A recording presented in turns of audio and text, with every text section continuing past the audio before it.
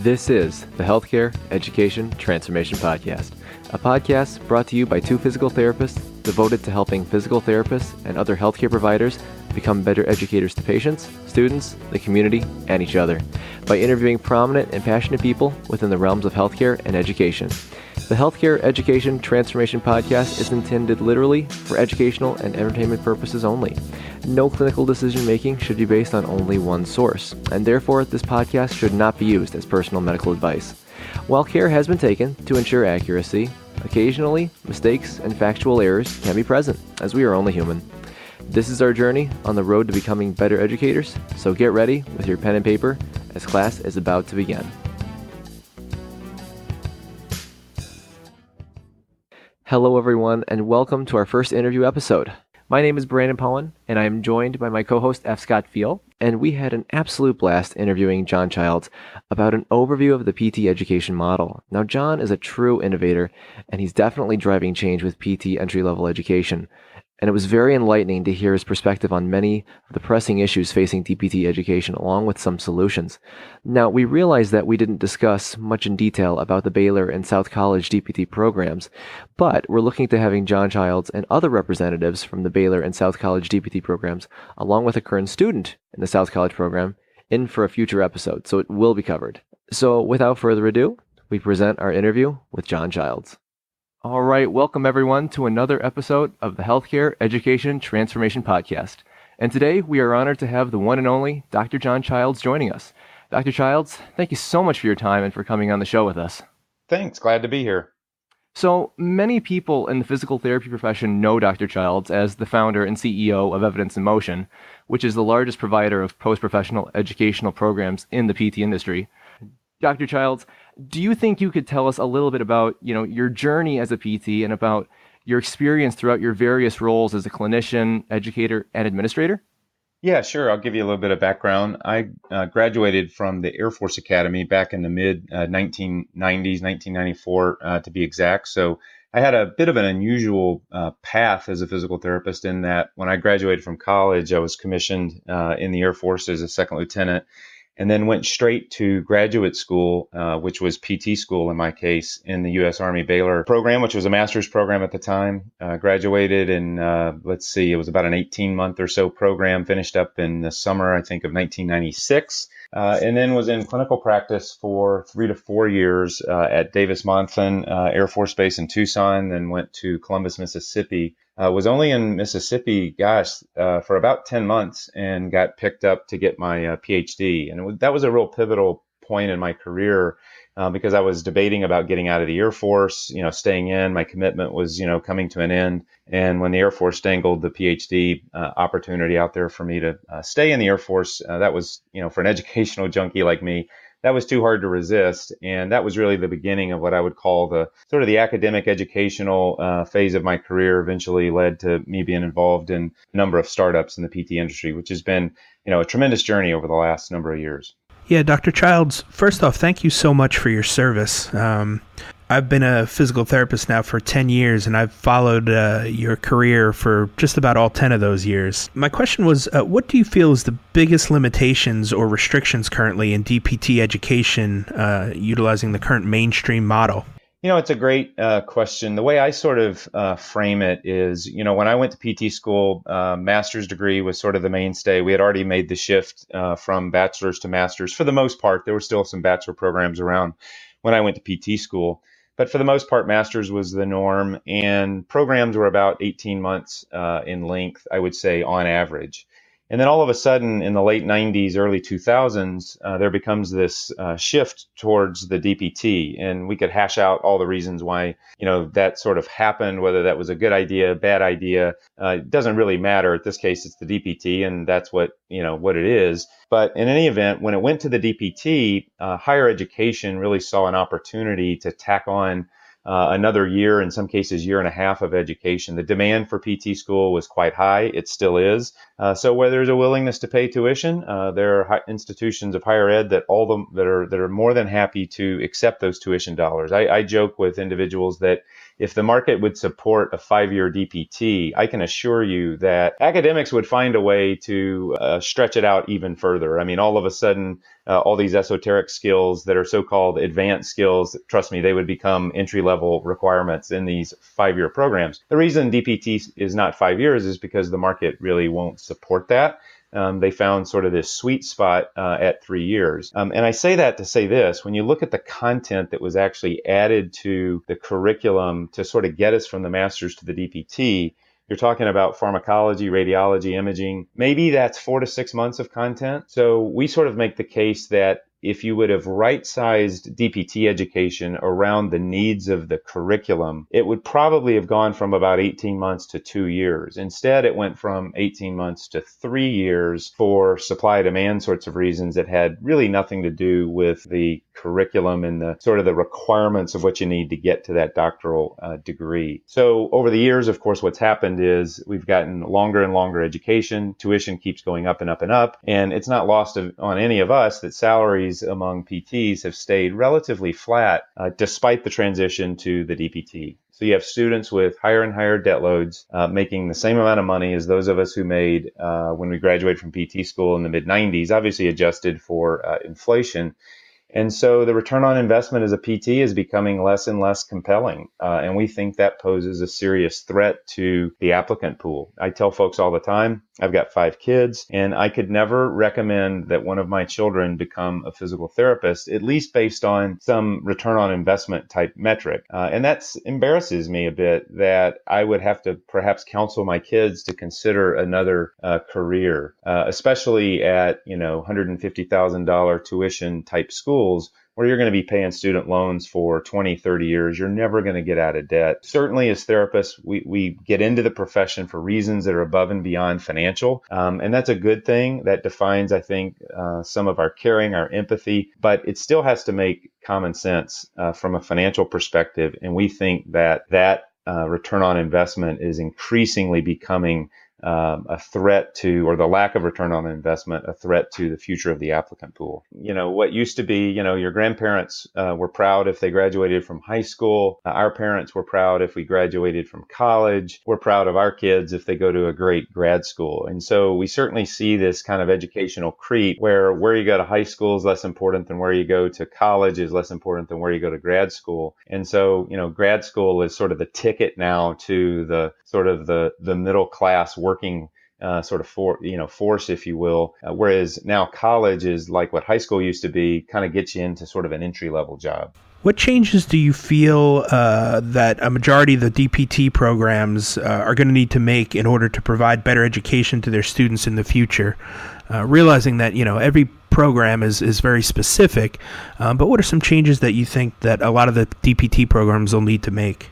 Yeah, no, it's a great question. And I'll use the analogy of clinical research to kind of apply it to the educational realm. So if you look at clinical practice over the last 20 years, one of the things that we've recognized is that there's a huge variability in practice, right? Certain therapists use certain techniques for a patient with back pain. Others, manipulate them. Some use more exercise. Some, wave little wands over them called ultrasound. And right, there's just this massive variability. If you took a patient with back pain, stood them up in front of a room, brought in 50 to 100 therapists, all 50 or 100 of those therapists would likely treat that individual sort of differently. We recognize that as a profession, and we set out on a course of clinical research over the last 15 or 20 years that has produced an abundance of research that has really helped to inform best practice for patients with any number of musculoskeletal conditions. Now, that doesn't mean all the variability in practice has gone away, but certainly I think it would be hard to argue that we've not become more consistent in our care processes. If nothing else, for example, passive care, we know now for sure just does not work. And we need to move towards more active care, more psychologically informed care. And so we've got a lot of data to guide our decisions. So let's apply that now to the educational sector. So if you look at PT schools, there's been probably 240, 250 schools or so, and there's massive variability in how those programs are run.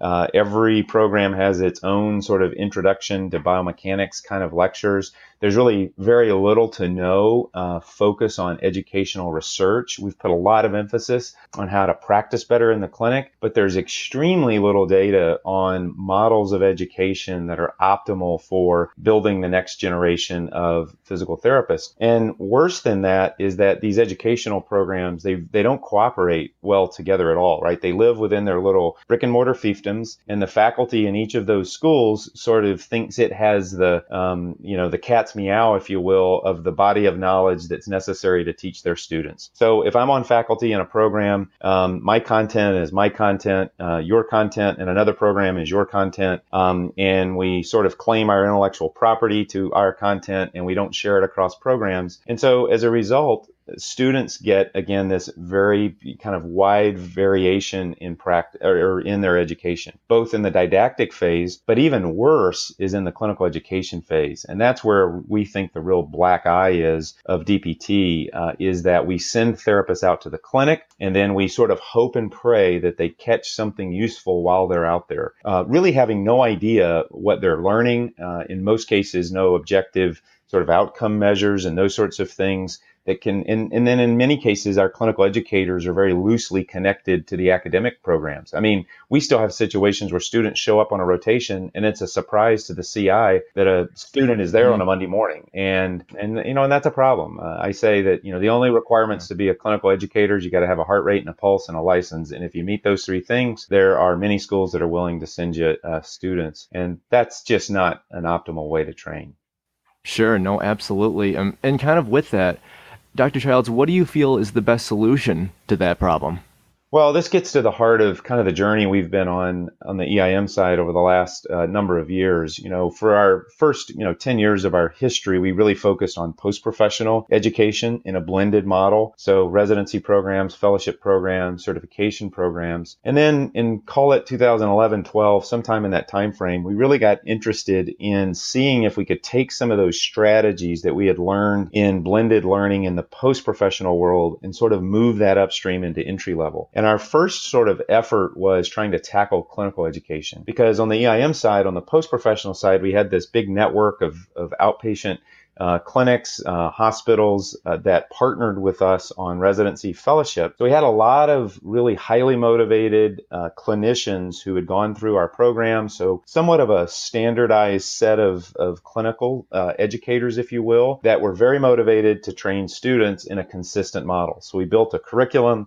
We invited schools to participate. If you were willing to send students for a minimum of 6 months up to a year, we would help you place those students into our network, which we thought was a big asset to support DCEs in their role for matching students. And so we built this sort of network, and very few programs really wanted to participate. Because of that real insular nature, I think they were sort of threatened by sort of this outside entity coming alongside them and supporting them in matching students. It becomes the fear of, well, if EIM is going to match our students, then why do we need a DCE to do that job, right? So there's sort of a threat. There were a few programs that came along, but we thought it was a build it and they'll come type model, and that just did not happen at all. We underestimated the tendency towards the status quo in higher education. And this gets on, I could beat on this bully pulpit all day long, but when you have such a robust applicant pool, which we do, there's 6 or 7 applicants for every seat. You have students that are largely graduating successfully and passing the licensure exam, which is,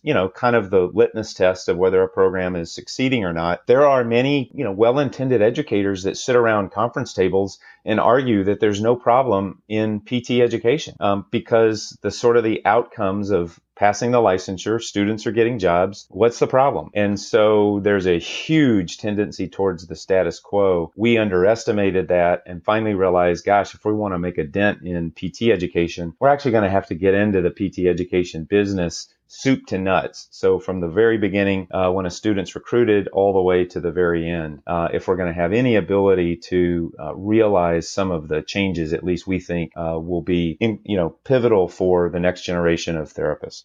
Yeah, so what can we do as students of physical therapy, physical therapists, and educators to contribute to this solution? Yeah, it's a again very fair question.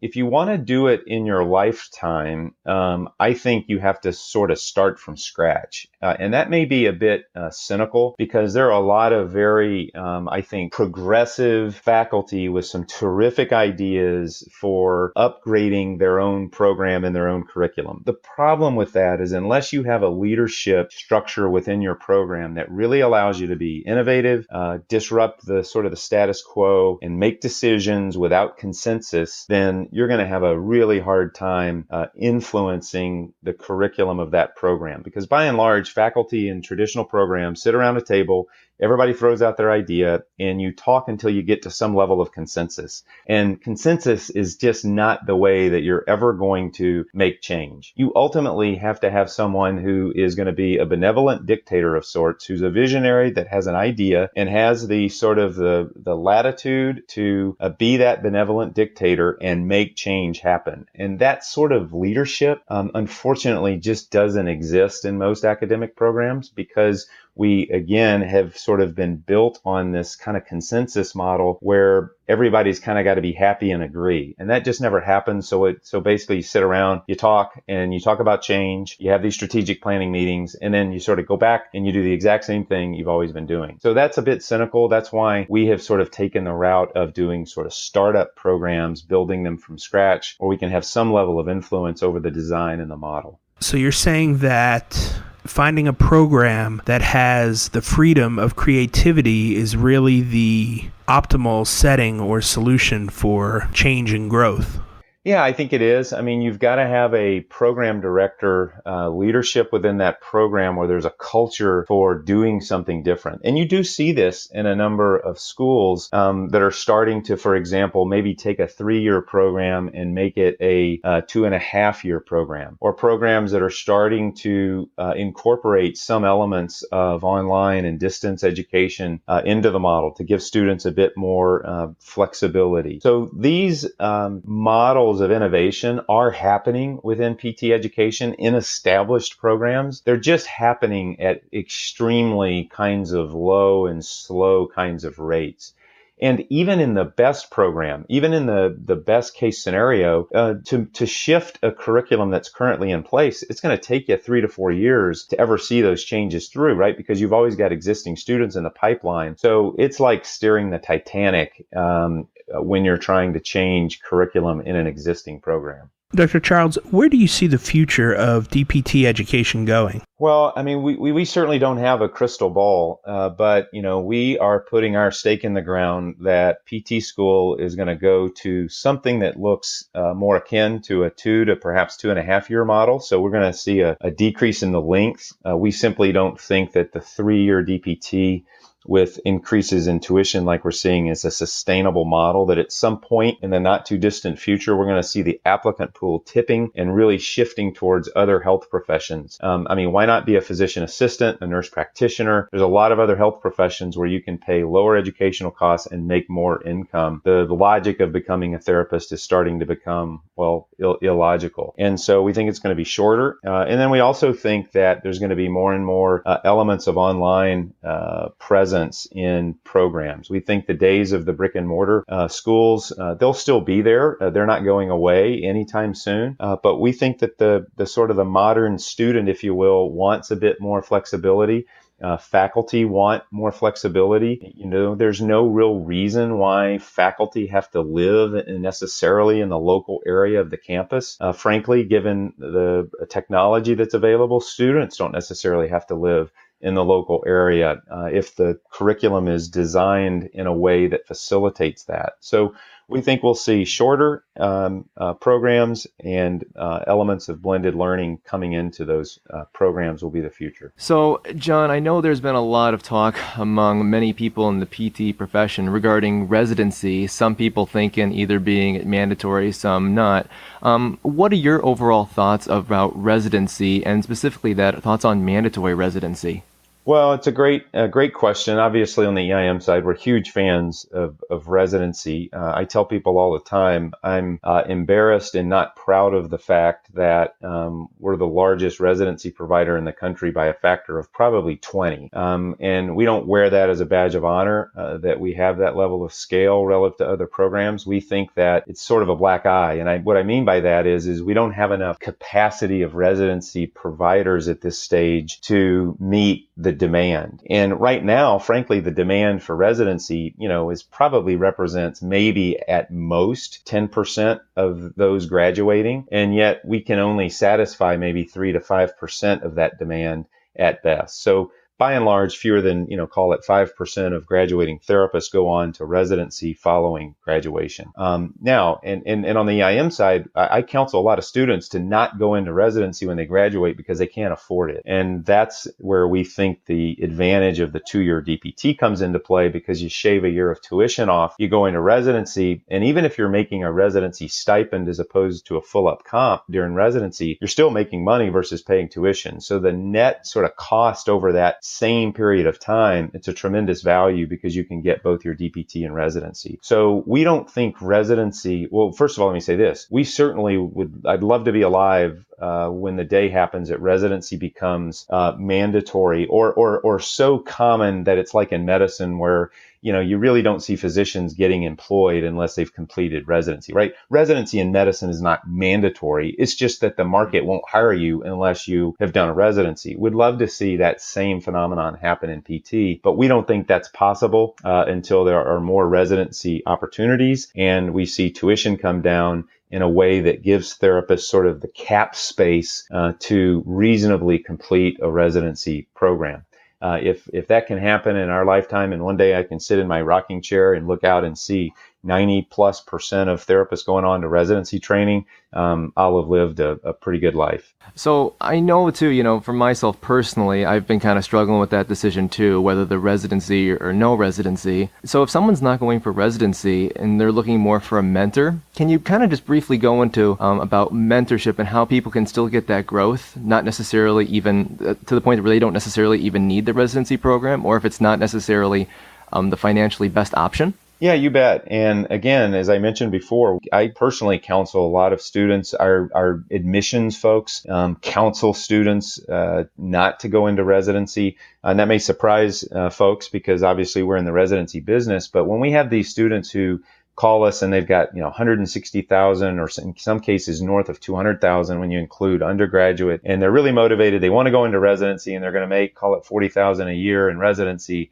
all the bells and whistles go off and we're like, look, there are other options besides residency. You can go through certification programs, for example. We certainly have those, which we think of as residency light, where you can get the same access to the didactic curriculum, but your mentorship is going to be more, I don't want to say haphazard. It's just not going to be as structured as it is in a residency. So those are really good options. Finding a mentor, I tell people this all the time. It's not as hard as it sounds. You just need to get connected with an employer that really values and invests in their therapist learning. So you want to find out from your employer what sort of resources do they invest in their therapists' continuing education, for example. And, the kinds of therapists, at least in our clinics, we want to employ those, what we think are the top third of therapists. They may want to do residency, but for sure, they're really interested in lifelong learning, regardless of whether they want to do residency. And then we'll invest a significant